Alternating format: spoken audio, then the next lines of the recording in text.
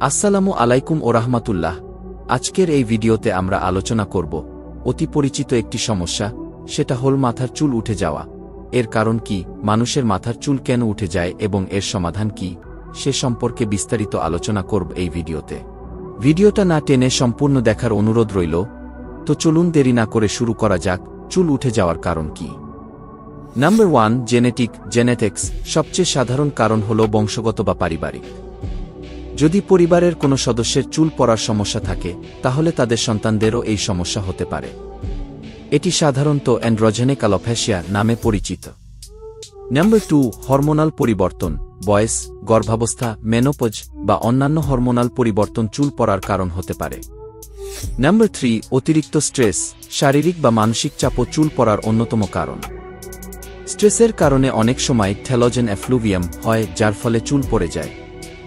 Number 4, পুষ্টির অভাব। সুষম খাদ্য গ্রহণ না করলে, যেমন ভিটামিন ডি, আয়রন, জিঙ্ক ইত্যাদির অভাব হলে চুল পড়তে পারে।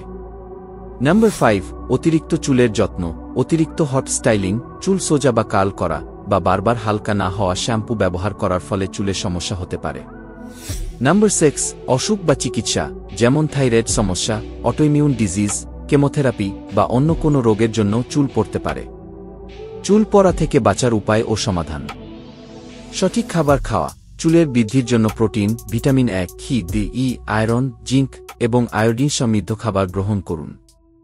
মাছ, ডিম, বাদাম, সবুজ শাকসবজি, ফলমূল ইত্যাদি নিয়মিত খাওয়া উচিত। স্ট্রেস কমানো। নিয়মিত যোগব্যায়াম, মেডিটেশন, প্রাণায়াম ইত্যাদি মেন্টাল স্ট্রেস কমাতে সাহায্য করতে পারে।